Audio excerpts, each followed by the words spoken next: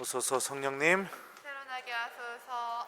아버지께서 나를 사랑하신 것처럼 나도 너희를 사랑하였다. 안녕하세요.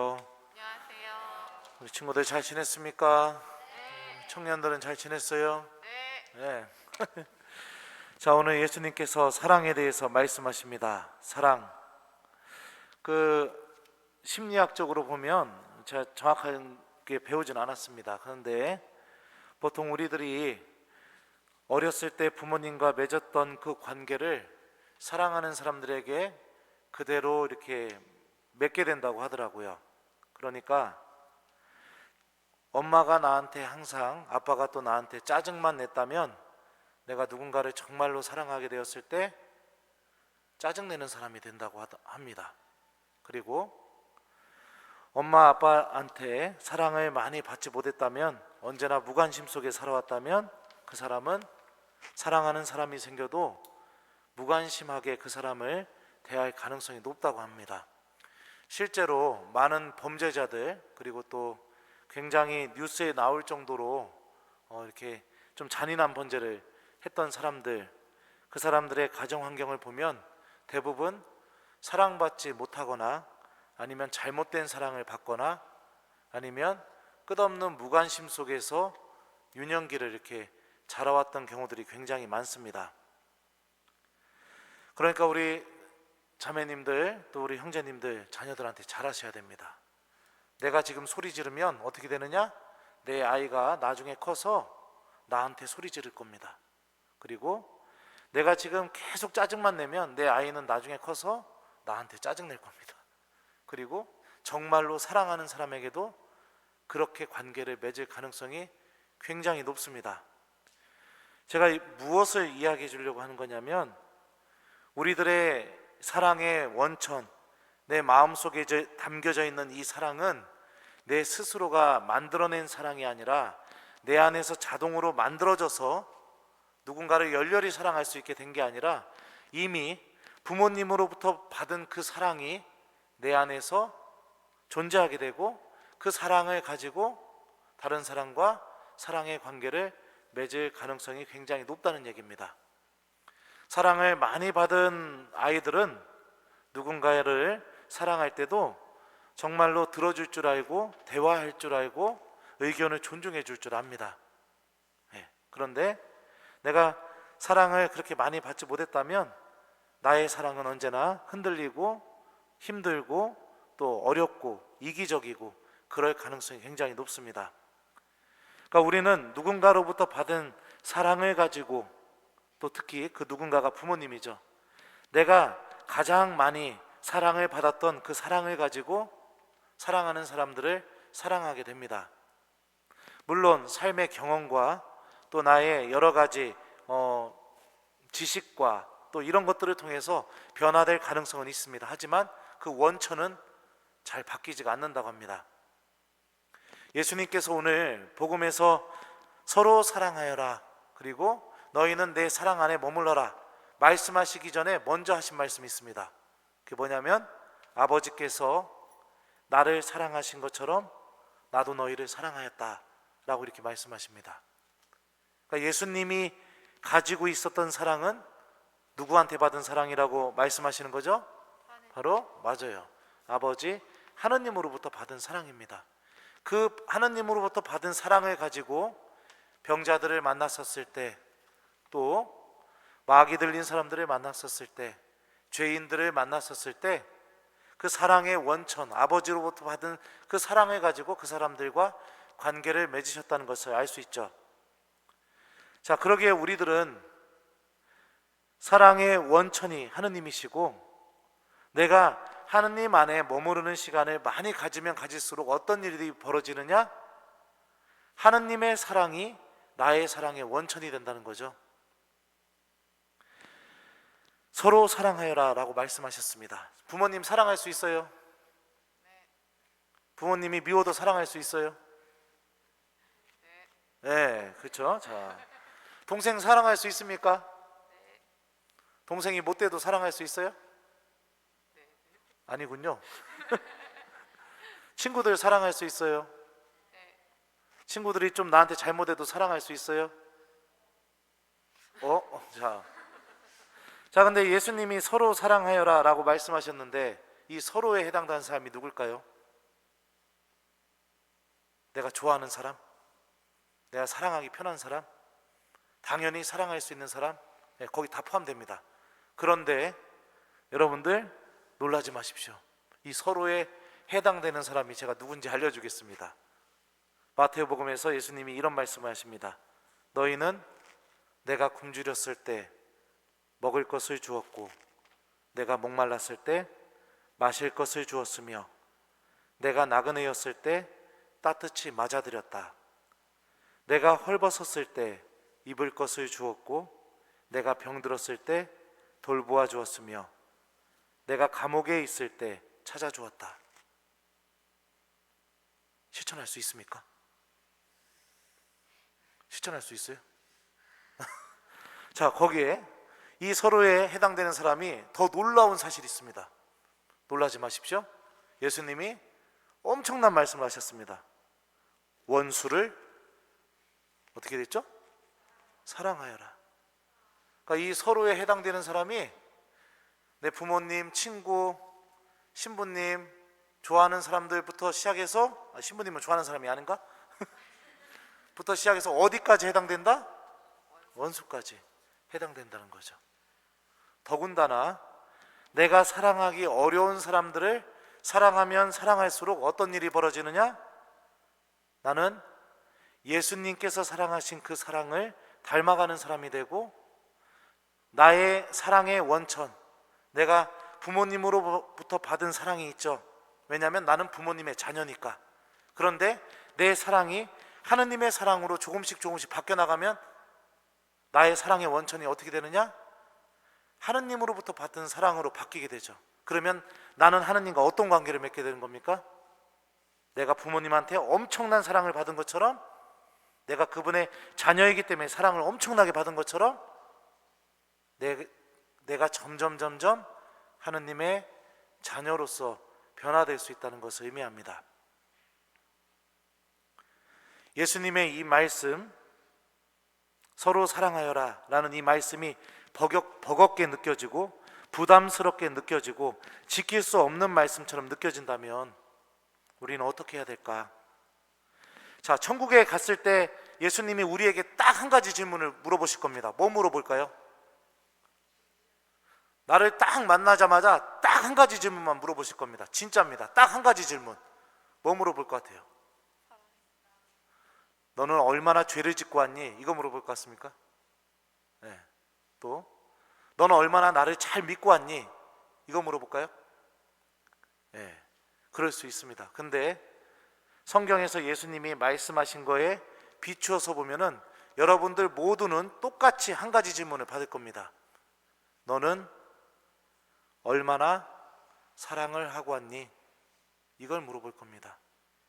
그리고 여기서 예수님이 물어보시는 그 사랑이라는 것은 내가 편하게 사랑할 수 있는 사랑을 의미하는 게 아니죠. 성경에 나온 것처럼 내가 사랑하기 어려운 사람들까지 그 사람들을 얼마나 사랑하고 왔니? 라고 물어볼 겁니다. 예전에 신부님은 할머니랑 같이 이렇게 오랫동안 살았었습니다. 할머니가 저 중학생 때부터인가 이렇게 치매가 시작이 됐었습니다. 그 시간이 지나면 지날수록 치매가 점점 심해졌어요. 어느 날 갑자기 할머니가 사라진 겁니다. 온 가족이 밖에 나가가지고 다 찾아가지고 가봤더니 또랑에 앉아가지고선 거기서 앉아있는 할머니를 찾아가지고 모시고 들어온 적도 있습니다. 집에 있는 물건들 있잖아요. 사라지면 다 할머니 방에 가 있어요. 옷장 속에 다 갖다가 숨기고 이런 것도 하시고, 갑자기 막 욕도 하시고 화도 내시고, 네, 이렇게도 하시고. 네. 그러니까 시간이 지나면 지날수록 할머니를 사랑하는 게 가족들에게 굉장히 어려운 일이 되기 시작했습니다. 저희 부모님 엄청 고생했을 거예요. 정말로.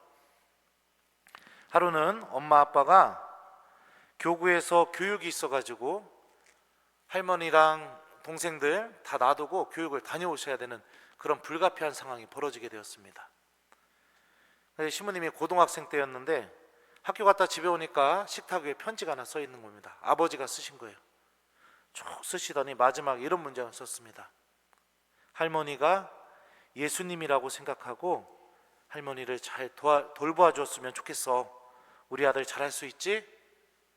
라고 이 말씀과 함께, 이 문장과 함께 그 편지 위에는 3만 원이 얹어져 있었습니다. 근데 이 편지를 읽자마자 마음이 이렇게 확 바뀌게 되었습니다. 정말로 할머니가 예수님이 된 것 같은 그런 느낌이 들더라고요.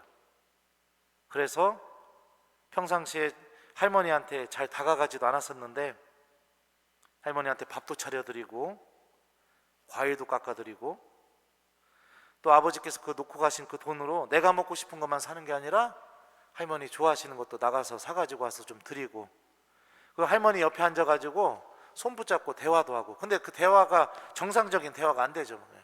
막 이상한 얘기, 옛날 얘기 막 하시고, 못 알아들어도 그래요 할머니, 맞아 막 이러면서 그렇게 되더라고요. 사랑하기가 어렵다고 판단될 때 우리가 무엇을 선택해야 될까요? 예수님의 이 말씀이 정말로 나를 올가매기 위해서 이런 말씀을 해주시는 걸까요? 그건 아니라고 생각합니다. 왜냐하면 예수님의 말씀은 나를 살리기 위한 말씀입니다. 사랑하기 어려울 때, 믿음을 갖고 있는 사람은 사랑하기 어려울 때, 사랑할 수 없다고 느껴질 때 어떤 것을 선택하느냐? 하느님을 바라봅니다. 그리고 하느님께 도움을 청합니다. 왜요? 오늘 제2독서에서 요한 사도가 아주 중요한 말을 했습니다. 제가 한번 읽어주겠습니다. 어디야? 사랑하는 여러분, 서로 사랑합시다. 여기서부터 잘 들어봐요. 사랑은 하느님에게서 오는 것이기 때문입니다. 그러니까 내가 사랑할 수 있는 게 아니라 하느님에게서 사랑이 나에게 오는 겁니다. 그래서 내가 그 하느님의 사랑의 힘으로 누군가를 사랑할 수 있게 되는 거죠. 사랑하는 이는 모두 하느님에게서 태어났으며 하느님을 압니다. 사랑하지 않는 사람은 하느님을 알지 못합니다. 하느님은 사랑이시기 때문입니다. 라고 요한 사도가 이렇게 이야기합니다. 믿음을 갖고 있는 사람은 사랑하기 어렵다고 판단이 될 때 하느님을 기억합니다. 하느님을 바라보고 하느님께 도와달라고 합니다. 그런데 믿음이 없는 사람은 사랑하기 어려울 때 어떻게 할까요? 어떤 선택을 할까요? 그 사랑의 부르심을 포기해버립니다. 외면합니다. 상관없는 것으로 대합니다. 잊어버립니다. 상대하지 않습니다. 그래야 내 마음이 편하니까요. 이게 신앙을 갖고 있는 사람과 신앙을 갖고 있지 않는 사람의 차이입니다. 명확한 차이입니다. 우리 모두 하느님의 자녀라고 우리는 배웠고 또 그렇게 살고 있죠. 하느님의 자녀라는 사실은 하느님으로부터 사랑받고 있는 사람이라는 것을 의미합니다. 여러분들, 내가 사랑하기 어렵다고 느껴질 때, 또 계속해서 무관심 속에서 살아가는 것을 선택하게 될 때, 그것은 무슨 뜻이냐? 내 안에 하느님의 사랑이 고갈되고 있다는 뜻입니다. 그럼 어떻게 해야 됩니까? 내가 먼저 하느님한테 사랑받는 선택을 하는 게 필요하겠죠. 여러분들이 지금 드리는 미사, 또 성체 앞에 앉아서 성체조배하는 거, 하느님의 말씀을 듣는 거, 이런 것들이 내가 하느님한테 사랑받는 방법입니다. 근데 신부님 지루해 죽겠어요. 아주 이렇게 생각할지 모르겠지만 내가 한번 물어보겠습니다. 얼마나 진지하게, 얼마나 진심으로, 얼마나 내가 내 마음을 담아서 한 번 정도 하느님하고 진지한 관계를 맺어보면서 미사를 하거나 기도를 해봤거나 하느님의 말씀을 들어본 적이 있느냐고 한 번은 물어보고 싶습니다. 오늘 예수님께서 그 얘기합니다. 나는 너희를 종이라고 부르지 않겠다고 했습니다. 그죠? 종은 주인이 하는 일을 모른다고 했어요. 나는 너희를 친구라고 부른다고 했습니다. 친구, 그리스 말로 필로스라고 합니다. 이거 형용사예요. 형용사. 사랑하는, 사랑받고 있는, 이런 의미입니다. 너무나 사랑스러운, 그러니까 친구라는 뜻은요, 이미 하느님한테 사랑을 받고 있는 상태를 의미하는 겁니다. 종은 어떤 사람이죠? 종은 어떤 사람이에요? 시키는 것만 하는 사람, 억지로 하는 사람, 무엇을 해도 기쁨을 얻지 못하는 사람. 종은 주인과 대화할 필요가 없습니다. 종은 주인의 마음을 헤아릴 필요도 없습니다. 종은 주인과 아무런 교감이 없어도 됩니다. 종에게 중요한 것은 시키는 것만 하면 됩니다. 여러분들은 하느님과 어떤 관계를 맺고 있습니까? 미사, 그 다음에 하느님께 드리는 기도, 종살입니까? 고해성사 안 보기 위해서 어쩔 수 없이 내가 만약에 그렇게 하느님과 관계를 맺고 있다면 나는 이미 그분하고 주인과 종의 관계로 살아가는 겁니다. 그 안에는 하느님의 사랑을 받을 여유가 없습니다. 하느님의 사랑이 머무를 수가 없습니다. 왜요? 주인과 종의 관계는 사랑을 근거로 맺어진 관계가 아니기 때문에 그렇습니다. 친구는 어떤 사람이죠? 여러분들 친구들 만나면 처음에 하는 게 뭐예요? 와! 이러면서 뭐 어떻게 합니까? 막 어제 뭐 했던 얘기 막 하지 않아요? 보통 그러지 않아요? 네. 아닌가요? 친구들 만나면 얘라 하면서 한 방 딱 일어나요? 아니죠. 대화하는 사람, 그죠? 나의 삶을 공유하는 사람. 친구는 또 어떤 사람이죠? 함께 시간을 보내는 사람, 그죠? 자, 여러분들은 하느님과 어떤 관계를 맺고 있는지 한번 생각해 봤으면 좋겠습니다. 하느님의 사랑이 고갈돼 가고 있다면 내 영혼 안에서, 그렇다면 서로 사랑하여라 라는 이 말씀은 정말로 힘든 말씀입니다. 정말로 힘든 말씀이라면 나는 예수님 안에 머물기가 정말로 어려운 사람이라는 것을 의미합니다. 우리 모두 누군가를 사랑하는 것도 중요하지만 정말 첫 번째로 살펴봐야 될 게, 나는 하느님과 대화하는 사람인가, 아니면 나는 하느님께서 나에게 시키시는 것을 억지로 하고 있는 사람인가, 나는 그분과 친구인가, 결국 어떤 뜻이냐? 사랑받고 있는 관계인가, 아니면 어쩔 수 없이 만나는 관계인가. 첫 번째로 생각해 봐야 되고요. 그 안에서 내가 하느님의 사랑을 받아야 서로 사랑할 수 있고 예수님의 사랑 안에도 머무를 수 있습니다. 우리 중고등부 그리고 청년 여러분, 기억하십시오. 믿음을 갖고 있는 사람은 사랑하기 어렵다고 판단될 때 하느님을 바라봅니다. 하지만 믿음이 없는 사람은 그냥 다 버리고 포기하고 외면하고 새로운 것 안에서 흥미를 찾으려고 합니다. 우리 모두 주님께서 너는 얼마나 사랑을 하고 왔니? 라고 물어볼 때 기쁘게 대답할 수 있는 그분의 자녀가 되도록 우리들의 삶을 조금은 하느님과 친구의 관계를 맺을 수 있도록, 하느님을 조금씩 더 사랑할 수 있도록 마음의 여유를 좀 가져봤으면 좋겠습니다. 자, 숙제 주겠습니다. 일주일 동안 하느님과 친구 되는 연습 했으면 좋겠습니다. 억지로 하지 마시고 신부님의 말이 생각난다면 잠시 하던 일을 멈추고 성호경을 긋고 하느님과 1분이라도 2분이라도 좀 대화하는 우리 중고등부 또 청년들이 되었으면 좋겠습니다. 그리고 내 마음이 점점 하느님의 사랑이 머무를 수 있도록 도와달라고 그렇게 좀 청해보는 그런 한 주간이 되길 바랍니다. 우리 모두는 아버지 하느님한테 사랑을 받고 있는 사람입니다. 그 사랑이 나의 삶을 통해서 꼭 열매가 맺어졌으면 좋겠습니다. 아버지께서 나를 사랑하신 것처럼 나도 너희를 사랑하였다. 아멘.